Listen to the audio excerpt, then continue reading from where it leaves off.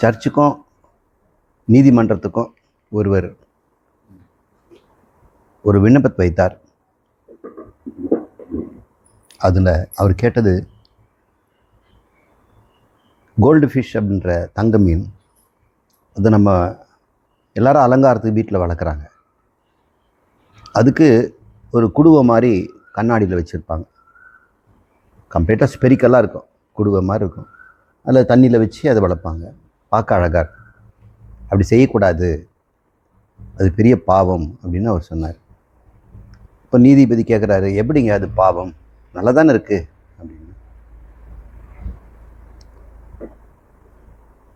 அது நீங்கள் வளர்க்குறதெல்லாம் நான் ஒன்றும் சொல்லலை, நான் அந்த குடுவையில் தான் வளர்க்கக்கூடாதுன்னு. தண்ணி பத்தாதுங்கிறீங்களா, காற்று பத்தாதுங்கிறீங்களா அப்படின்னு. இல்லைங்க, அந்த மீனானது குடுவை வழியாக தண்ணீர், அது ஒரு லென்ஸ் மாதிரி. நீங்களே கூட ஒரு பழைய பல்பு எடுத்து தண்ணி ஃபில்லப் பண்ணால் நல்லா ஒரு ஸ்பெரிக்கல் லென்ஸ் மாதிரி ஃபார்ம் ஆகும். சூரிய ஒளி எல்லாம் அது கிரகிக்கும், அதுக்கு லைட்டு ஃபோக்கஸ் எல்லாம் பண்ணும். இப்போ அதுக்குள்ளேருந்து பார்க்குற மீனுக்கு இந்த உலகம் எப்படி இருக்கும்? இப்போ அது பயங்கரம் இல்லையா? மற்ற எல்லா மீனும் சந்தோஷமாக வாழும்போது இந்த மீன் மட்டும் என்ன பாவம் செய்தது, எதுக்காக அப்படி நம்ம துன்புறுத்தணும்? அந்த வெளி உலகத்தை அது பார்த்து பயந்து பயந்து சாகுமே அப்படின்னு அவர் கேட்டார். நியாயமாக தான் இருக்குது. நம்ம தெரியாமலே ஒருத்தர் எல்லாரையும் பயப்படுத்திக்கிட்டு இருக்கிறோம். நம்ம நினைக்கிறோம் நம்ம யாரையும் பயப்படுத்துறதில்ல. ஒரு முரட்டு ஆளை பார்த்து சில பேர் தானாகவே பயப்படுவாங்க. கிராமத்தில் இருக்க ஜனங்க கையில் ஃபைலோட ஒயிட் அண்ட் ஒயிட்டு கருப்பு பெல்ட்டு போட்டு ஷூ போட்டுட்டு யாராவது வந்துட்டாங்கன்னா அவங்க பயந்துடுவாங்க. யாராவது கவர்மெண்ட் உத்தியோகத்தில் வந்துடுவாங்க, நிலத்தை பிடிங்கிடுவாங்க அப்படின்னு பயப்படுவாங்க. அது எப்பயாவது ஒரு சமயத்தில் ஒரு உலகத்தை காட்சியை பார்த்து நம்ம பயப்படுறது நியாயம். ஆனால் வாழ்நாள் முழுக்க கண்ணை திறந்ததுலேருந்து இப்படி தான் உலகம் இருக்குதுன்னு பயந்தா அது நியாயம் இல்லை இல்லையா?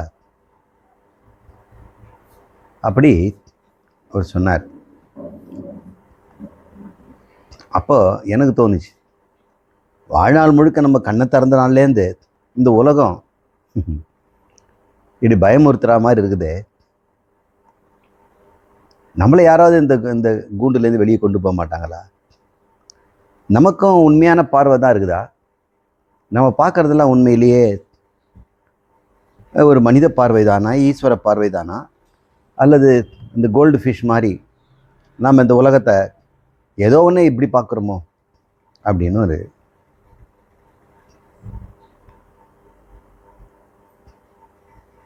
மேட்ரிக்ஸ் அப்படின்னு ஒரு படம், சினிமா படத்தில் ஒரு பெரிய சூப்பர் கம்ப்யூட்டர் அது எல்லா மனிதர்களுடைய மனசையும் ட்ராப் பண்ணிடுது.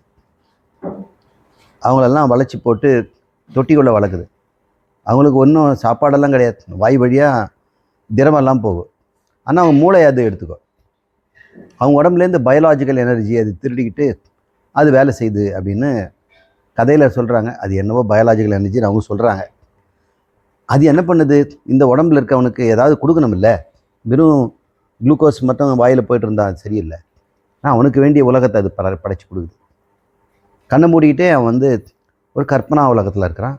அந்த உலகம் எல்லாருக்கும் பொது, தனித்தனி இல்லை.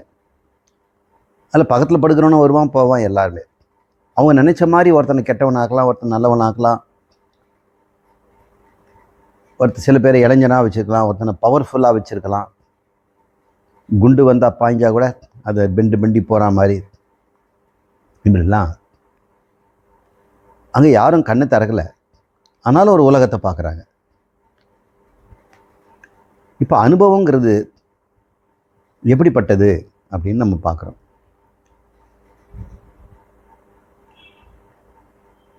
நம்ம அனுபவத்தை வச்சு தான் நம்ம வாழ்ந்துட்டுருக்குறோம். நம்ம வாழ்க்கையே அனுபவங்கள் தான். இந்த அனுபவத்தை வைத்து நாம் ஒரு வாழ்க்கை, இந்த இயற்கை, இந்த சிருஷ்டி, இதையெல்லாம் நம்ம ஒரு கற்பனையில் புரிஞ்சுக்க பார்க்குறோம். நமக்கு சாஸ்திரம் இருக்குது, நல்ல வழியாக நமக்கு தெரிஞ்சிடுச்சு. சாஸ்திரம் இல்லாத ஜனங்களுக்கு, வேதம் இல்லாத ஜனங்களுக்கு, உபநிஷத்துகள் இல்லாத ஜனங்களுக்கு, புராணங்களோ இதிகாசங்களோ கொடுக்கப்படாதவங்களுக்கு அவங்களா தான் ஒரு மாடலை உற்பத்தி பண்ணிக்கிறாங்க. அரிஸ்டாட்டில் போன்றவரெல்லாம் 4 எலிமெண்ட் தான் சொன்னார். ஆகாயத்தை ஒரு எலிமெண்ட்டாக வைக்கல. பஞ்சபூதத்தில் 5 விட்டுட்டார், 4 தான் விட்டார். 4 வச்சுக்கிட்டு 1 விட்டுட்டார். ஏன்னா அவருக்கு ஆகாயம் ஒரு பொருளாகவே தெரியல. அது எப்பவுமே கடவுளே அங்கே தான் இருக்கிறார். அவர் கடவுள் ஆகாயத்தெல்லாம் படைக்கல. ஆகாயம் கடவுளுக்கு முன்னாடியே இருக்குது. அதனால் அவர் நடுவில் எங்கேயோ வந்து உலகத்தெல்லாம் படைச்சார் அப்படிங்கிறாங்க. அப்படி ஒரு மாடல் இருக்கு.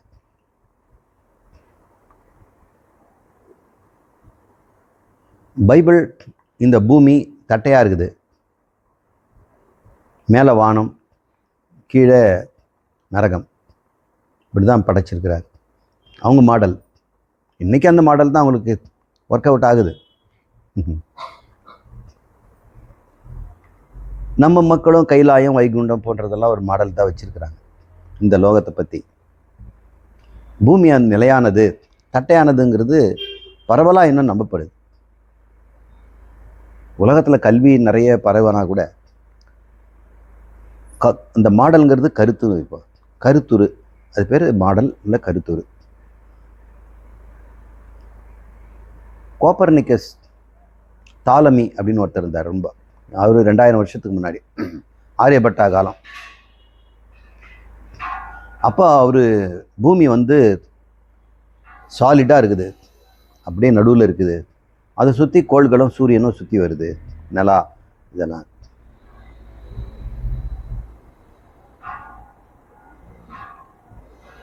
அவர் அந்த சுற்றி வர பாதையை போடும்போது பார்த்தா சில நேரங்களில் சுக்கிரனும் புதனும் பின் வழியாக போகுது. ஒடியே சுற்றிட்டு வருதுன்னா இப்படி போகுது, அப்புறம் இப்படி வருது, அப்புறம் எப்படி போகுது, இப்படி வருது, இப்படி வருது. என்னை சுற்றி வரும்போது இப்படி முன்னாடி போயிட்டு மறுபடியும் பின்னாடி போயிட்டு மறுபடியும் போயிடுது. அது வக்கரங்கிறான். சுக்கிரன் வக்கரத்தில் இருக்கிறாரு, புதன் வக்கரத்தில் இருக்கிறாரு அப்படிங்கிறான்.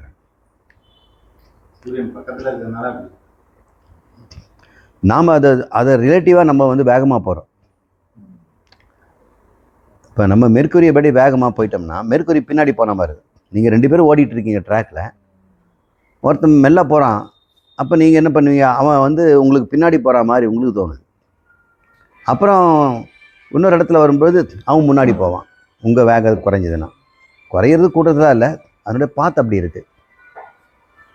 அதுக்காக அவர் என்ன பண்ணார், எபிசைக்கிள்னு போட்டார். இந்த கோளெல்லாம் வட்டமாக போயிட்டு ஒரு ரவுண்ட் அடிச்சுட்டு அப்படியே சும்மா போகிறது இல்லையா, பரதநாட்டியம் ஆடுற மாதிரி. அது ஒரு எபிசைக்கிள்ங்கிறார். அப்புறம் அதை வச்சு ஒர்க் அவுட் பண்ணி இந்த காலத்தெல்லாம் பார்க்குறாங்க. புதன் எங்கே இருக்குன்னு பார்த்தோம்னா அந்த எபிசைக்கிளுக்குள்ளேயும் ஒரு எபிசைக்கிள் இருக்கணும் போல் இருக்கு. அப்போது பெரிய வட்டம், அதில் சின்ன சின்ன சின்ன சின்ன சின்ன சுழி, அந்த சின்ன சின்ன சுழிக்குள்ள சின்ன சின்ன சுழி, அதுக்குள்ள இப்படி போகுதுன்னா மேத்தமெட்டிஷியன் ரொம்ப கஷ்டப்பட்டாங்க.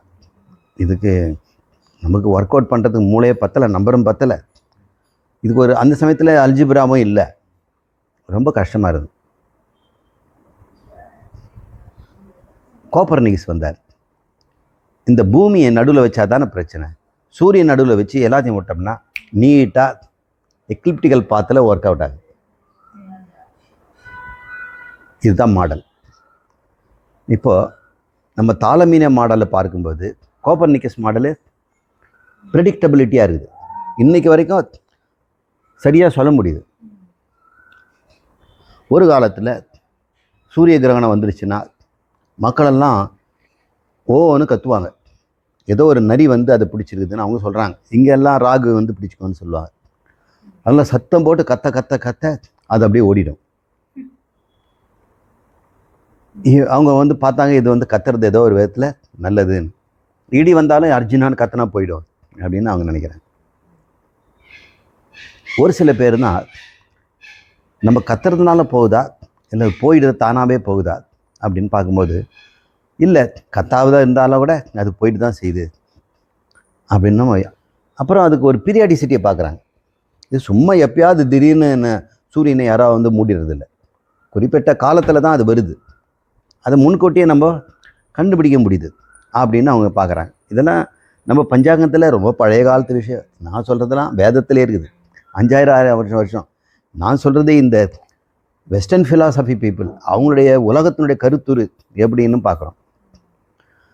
அவங்களுடைய கல்வியை நமக்கு கொடுத்ததுனால, பாரத நாட்டு நமக்கு கல்வி கொடுக்காததுனால, நாம் இந்த நம்முடைய சிருஷ்டி கிரமத்தையோ சிருஷ்டியோ அத்தியாசங்கிறதையோ விவர்த்த பூர்வமானதையோ நம்மளால் நம்ம சொல்லிக் கொடுக்கவும் கஷ்டமாக இருக்குது.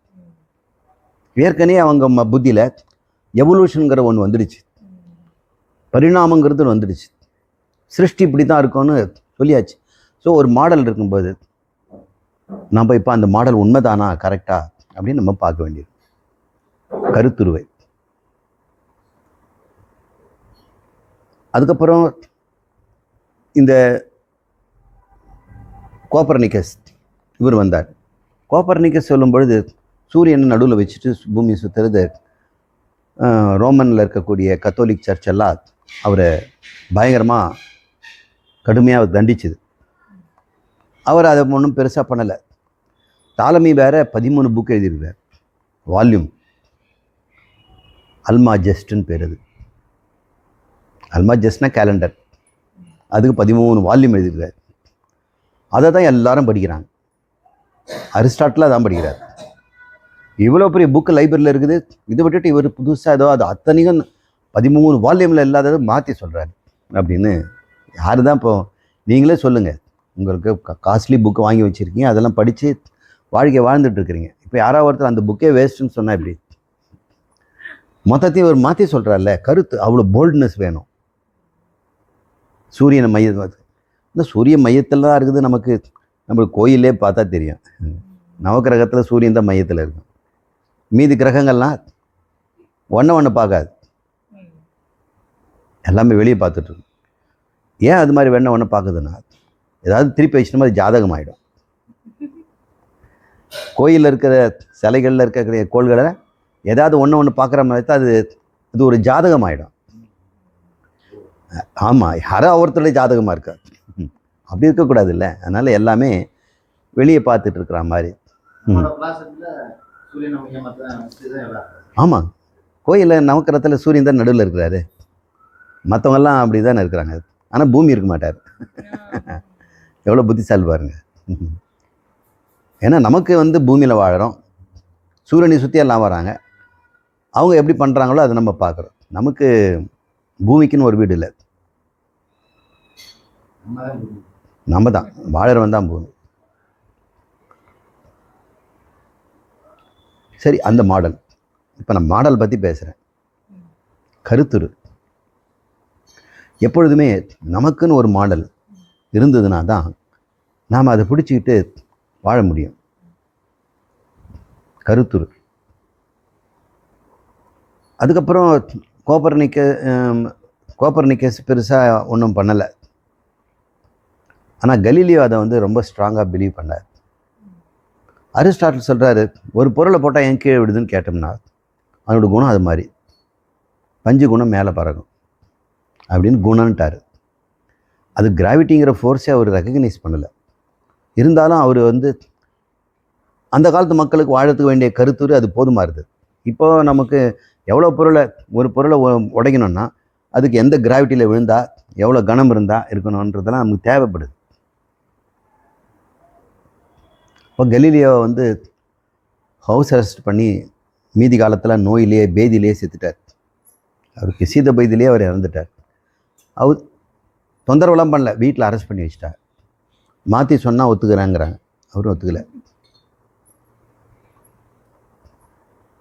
அப்புறம் எப்படி தான் அந்த சிருஷ்டி ஆச்சு? ஏற்கனவே பைபிள் சொல்லியிருக்குது, அது மாதிரி தான் இருக்கும். அது ஒன்று தான். நீங்கள் சயின்ஸ் எதுவாக இருந்தாலும் அதுக்குள்ளே தான் அடக்கணும். அதை மீறி ஒரு கருத்தை நீங்கள் சொல்லக்கூடாது.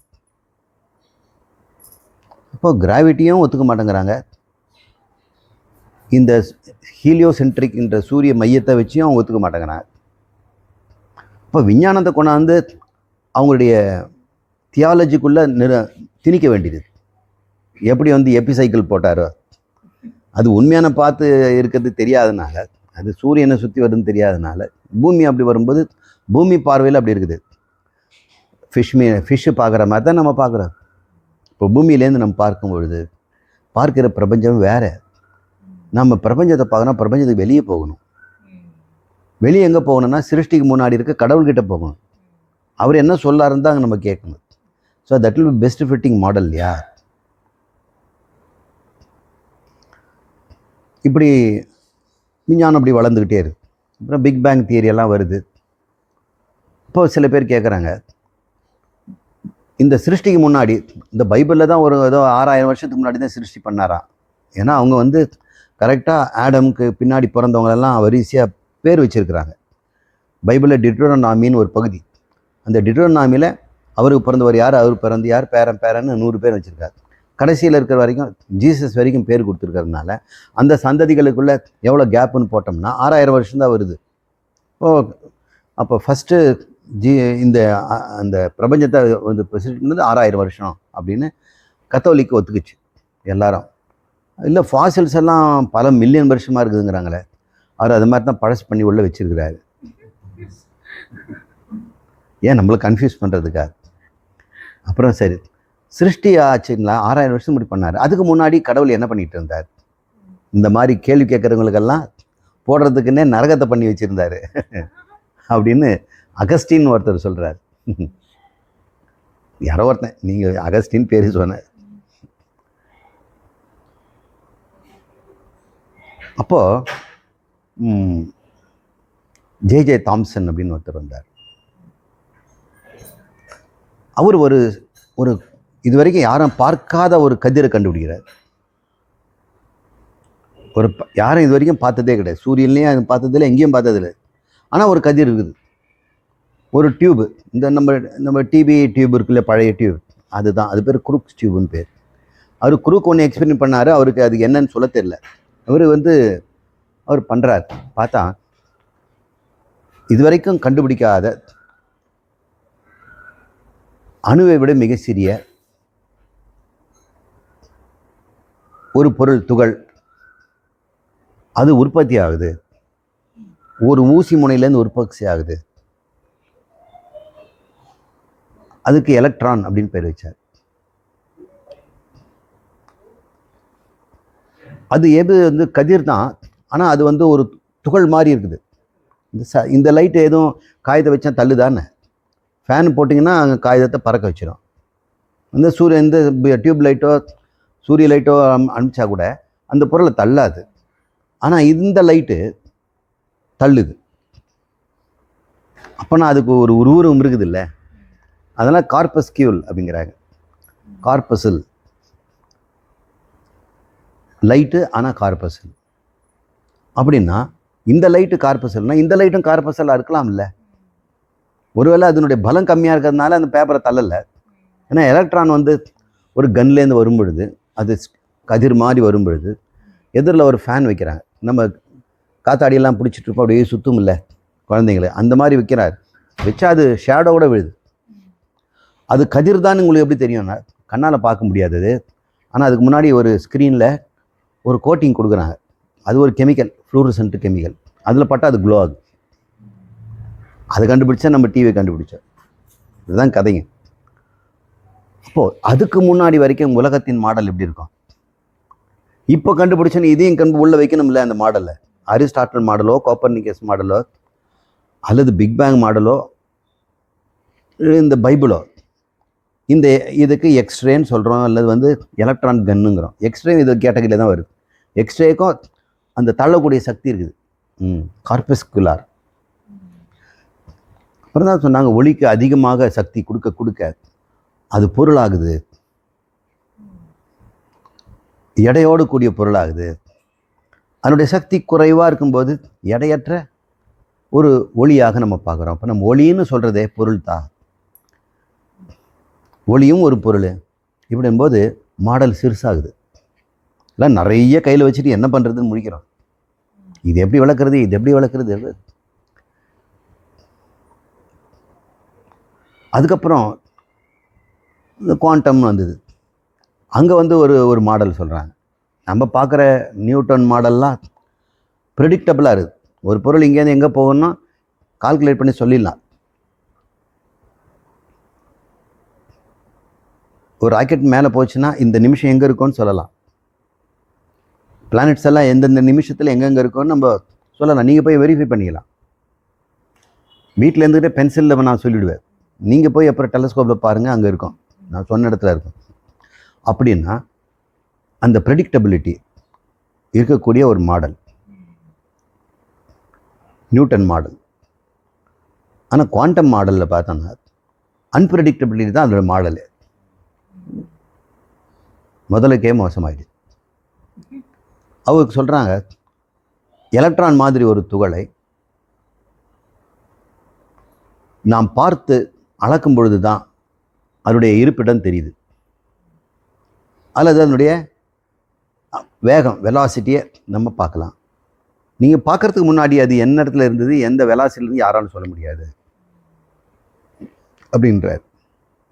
சரி, இந்த வெலாசிட்டி தான் மெஷர் பண்ணிட்டீங்களே, அதுக்கு முன்னாடி அதானே இருக்கும்? முடியாது. ஏனென்றால் நீங்கள் பார்க்கும் பொழுது நீங்கள் அது நிறுத்திடுறீங்க.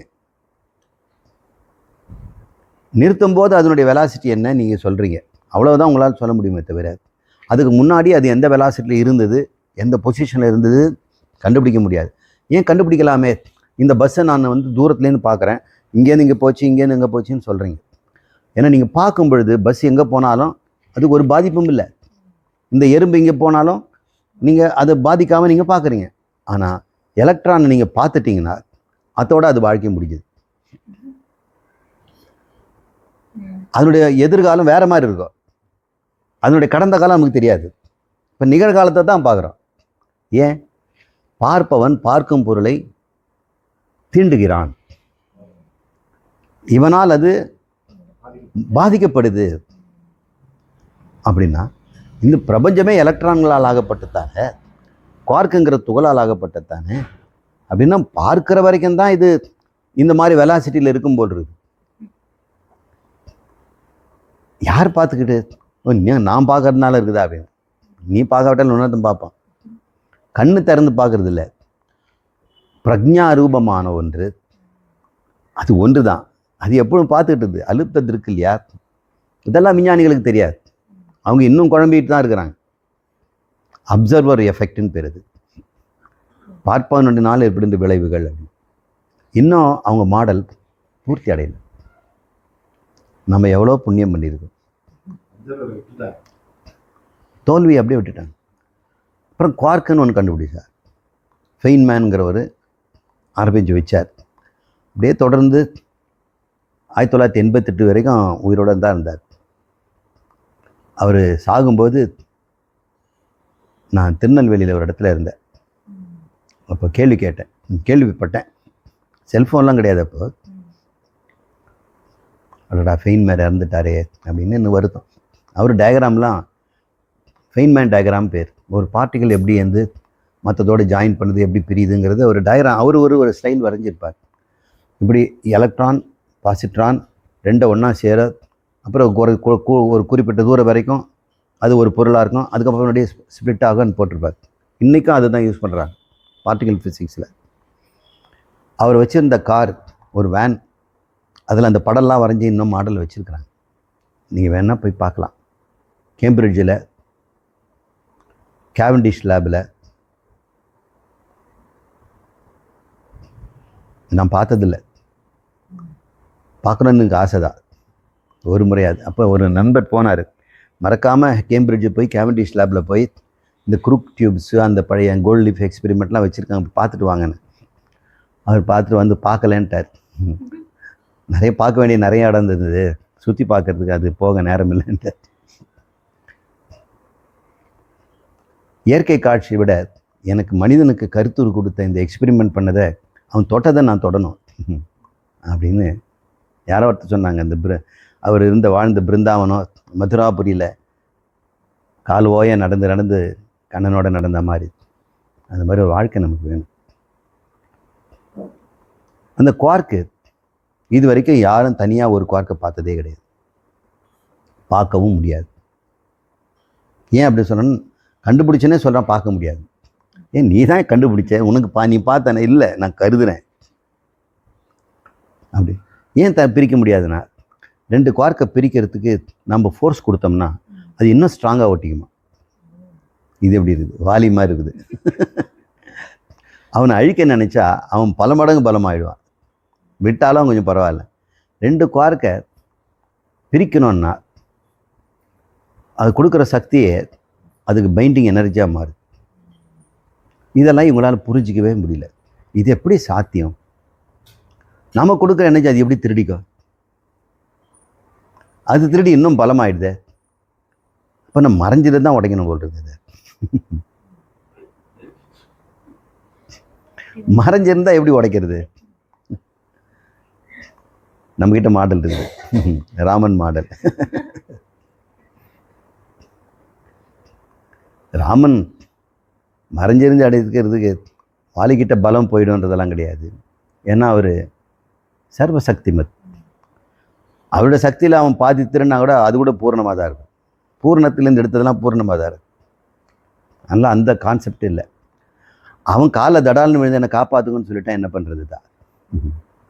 ராமர் மனசு மாறிடும். சரணாகதி வந்தவனும் ஒன்றும் செய்ய மாட்டார். அப்படி சரணாகதி வந்தவன் திருந்தினான்னு பரவாயில்ல, திருந்தலைன்னா அது வந்த வேலைக்கே பிரயோஜனம் இல்லாமல் போயிடும். நம்ம மாடல் எப்படிப்பட்டது அப்படிங்கிறத வச்சு தான் நம்முடைய வாழ்க்கையும் அமையுது. நாத்திகர்களுக்கெல்லாம் ஒரு மாடல் இருக்குது. இந்த பிரபஞ்சம் கடவுளால் சிருஷ்டி செய்யப்படவில்லை, பிரத்யட்ச பிரமாணம் மட்டும்தான் உண்மை. இந்த குவார்க்குன்னு எவனோ பார்த்தேன்னு சொல்கிறான் அப்படின்றான். அதெல்லாம் நம்ம வேண்டாம். அது நமக்கு என்ன பிரயோஜனமாக இருக்குது? அது இருந்தால் இருந்துட்டு போகுது. தேகமே மோட்சம், தேகமே போகமே தேகம், போகமே மோட்சம். அப்போ அவங்களுடைய மாடல் எப்படி இருப்பாரு? ஒருத்தன் எந்த மாடலில், எந்த கருத்துறையில் தன்னை வாழ்வைக்கு உள்ளே கொண்டு போகிறானோ அதுக்கேற்ற போல் ஒரு வாழ்க்கை அவனுக்கு அமையுது. இந்த உலகத்தில் இருக்கக்கூடிய ஜனநாயகங்களோ அல்லது ஜனநாயகம் இல்லாத கம்யூனிசமோ அல்லது மொனார்கி, ஒரே ஒரு ஆள் மிலிட்ரி ராஜ்யமோ, எதுவாக இருந்தாலும் அவங்க எந்த மாடலை பின்பற்றுறாங்க, இதை வச்சு அந்த நாட்டினுடைய சமுதாயம் அவருடைய மேன்மைகள் அமையுது. அங்கே கலை, இலக்கியம், தத்துவ இயல்கள் இதெல்லாம் வளருது. இப்போ பாரத நாட்டில் இவ்வளோ சொத்தும் நமக்கு இருக்குது. நீங்கள் நினச்சி பாருங்கள். புராணங்கள், உப புராணங்கள், ஆகமங்கள், உப ஆகமங்கள் எண்ணிக்கையிலே இருக்குது. 14, 24 ஆகமங்கள், புராணங்கள், இதிகாசங்கள், எவ்வளோ கருத்துக்கள், லட்ச லட்ச ஸ்லோகங்கள். மகாபாரதம், ராமாயணம், வேதம். அந்த வேதத்தை கற்றுக்கிறதுக்கு ஒரு முறை, ஜடை, கணம், பதம் அப்படின்னு அது மனப்பாடம் பண்ணுறதுக்கு பல ஸ்டைல் இருக்குது.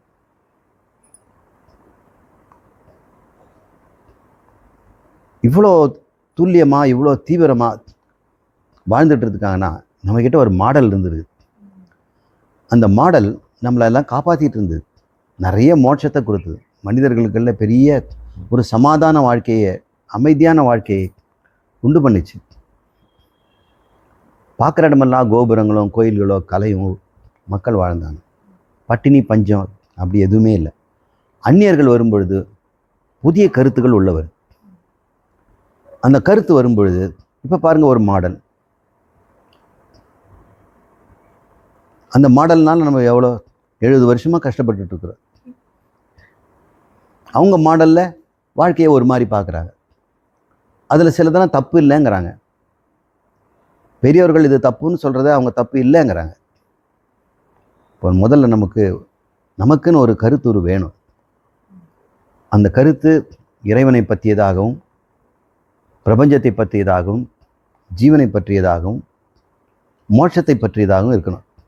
இந்த நாளையும் நம்ம சரியான ஒரு கருத்து இருக்கணும். அந்த கருத்துலேயும் பாரத நாட்டில் பலவிதமான கருத்துக்களை வச்சு தரிசனம்னு சொல்கிறோம். அந்த தரிசனங்களும் ஒவ்வொரு மாடலும், நையாயிகள் ஒரு மாடல் பண்ணுறாங்க. கிட்டத்தட்ட அவங்க மாடர்ன் அட்டாமிக் தியரி மாதிரி தான் அவங்க சொல்கிறாங்க. நியாய சாஸ்திரம் அப்படின்னு பேர். அதை வச்சுக்கிட்டு யோகமோ அது பயன்படுத்துது. பிரகிருதி இந்த மாடலை அவங்க வச்சுருக்கிறாங்க. அணுவை இவர் கொடுத்தாரு, பிரகிருதி அவங்க கொடுத்துட்டாங்க. ரெண்டும் சேர்ந்து இப்போ ஒரே மாடல் ஆயிடுச்சு. வைசேஷிகம் அதில் பூந்துச்சு. இப்போ எல்லாம் அந்த வைசேஷகம், நியாயம், யோகம், சாங்கியம் எல்லாம் நல்ல ஒரு மாடல் கொடுக்குது. பகவான் அதெல்லாம் புறக்கணிக்கலை. தன்னுடைய பகவத்கீதையில் அதெல்லாம் பண்ணுறார். சாங்கியன்னு சொல்கிறார், பிரகிருதின்னு சொல்கிறார், பிரதானங்கிற சொல்கிறார், முக்குணங்களை சொல்கிறார். அவரும் நல்ல சாஸ்திரம் படித்தவராக தான் இருப்பார். கண்ணன் வந்த காலத்துக்கே இவங்கெல்லாம் இருக்கா, கணாதர், கௌதமர் போன்றவங்களாம் இருந்திருக்கிறாங்க. அதெல்லாம் சூத்திர வடிவில் இருந்தது. இன்றைக்கி அந்த சூத்திரங்கள்லாம் இல்லை. அதுக்கு சூத்திரங்களுக்கு விளக்கு எழுதினவங்க தான் இருக்கிறாங்க.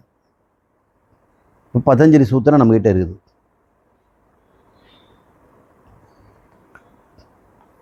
இப்போ நாம் வந்திருக்கிற அத்வைதம் என்ற ஒரு மாடலுக்கு ஃபிட்டிங்க்கு ரெஃபரன்ஸ் அதுதான் சொல்கிறாங்க. ஐன்ஸ்டீன் சொல்கிறார், எந்த மாடலும் சிம்பிளாக இருக்கணுங்கிறார். ஆனால் சிம்பிளஸ்ட்டாக இருக்கக்கூடாது. சிம்பிளஸ்ட்டுன்னு நான் அர்த்தம், சோம்பேறித்தனத்தில் எல்லாம் ஒன்று தான் போ அப்படின்னு சொல்கிறாங்க. அது மாடலே கிடையாது. எலிகண்ட்டாக இருக்கணும். சயின்டிஸ்ட் சொல்கிறாங்க, எ மாடல் ஷுட் பி எலிகண்ட். ஆனால் கச்சிதமாக இருக்கணும், பிசுறு தட்டக்கூடாது. அங்கே கொஞ்சம் பரவாயில்ல, அது அட்ஜஸ்ட் பண்ணிங்க, அது நம்ம அது ஒன்றும் விளக்க முடியாதுன்னு விட்டுறக்கூடாது.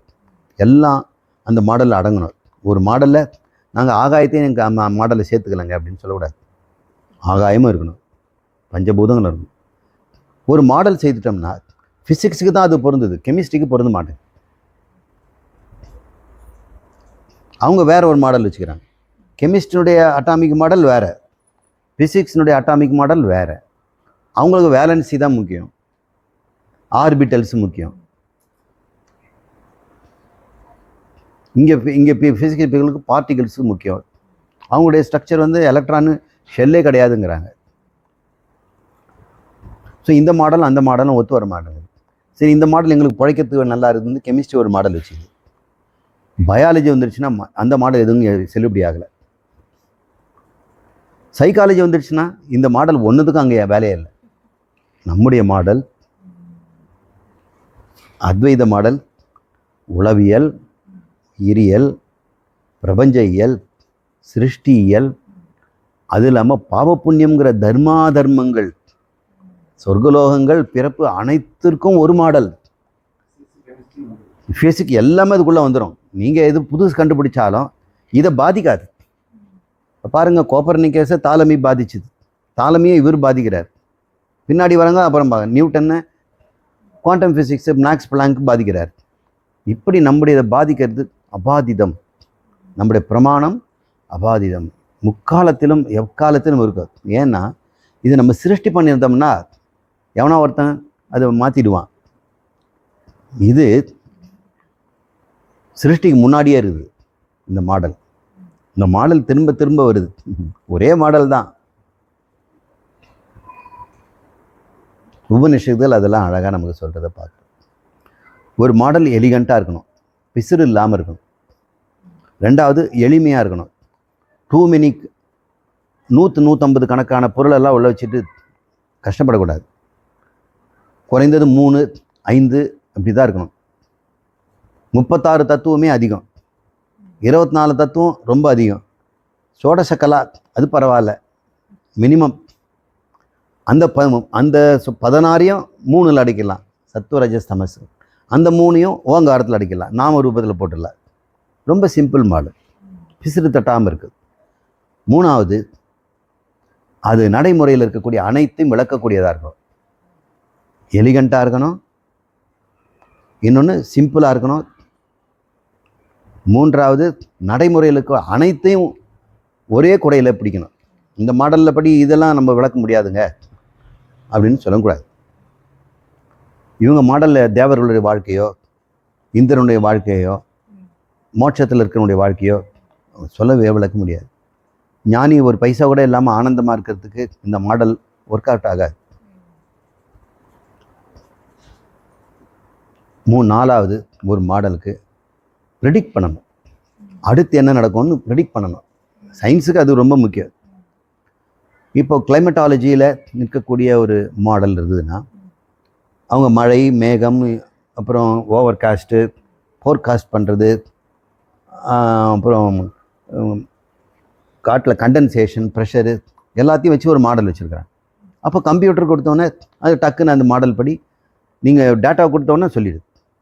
இந்த மெட்ரலாஜிக்கல் டிபார்ட்மெண்ட்டு இந்தியா முழுக்க ஒரு கோஆர்டினேட் பண்ணி இப்போ இன்ஃபர்மேஷன் கொடுக்குறாங்க. முன்னெல்லாம் இன்டர்நெட் இல்லாத காலத்தில் கஷ்டம். அவங்கவுங்க லோக்கலாக தான் பண்ண முடியும். டெலிஃபோன் மூலம் அவங்க சொல்லிக்கலாம். இப்போ ஒரு complete model throughout globe, எல்லாருடைய எல்லா லொக்கேஷன்லேயும் எவ்ரி ஸ்கொயர் மீட்டர்லேயும் ஏர்னுடைய ப்ரெஷரு, மாய்ச்சர் கான்டென்ட்டு, டெம்பரேச்சர், அப்புறம் அதனுடைய டைரக்ஷன் மூமெண்ட் எல்லாம் மாடல் இருக்கிறதுனால மெட்ரலாஜிக்கல் மாடல் இப்போ பர்ஃபெக்டாக இருக்குது. ஆனால் மெட்ரலாஜிக்கல் மாடல் வந்து நம்முடைய மனசில் இருக்கக்கூடிய மாடலோட ஒத்து வருமா? அது சொல்ல முடியாது. மேகம் மப்பு மந்தாரமாக இருக்குதுங்கிறாங்க. ஆனால் மனசு மப்பு மந்தாரமாக நல்ல வெயிலே இருக்குதே. இந்த மாடலுக்கு என்ன பாராமீட்டர் இருக்குது?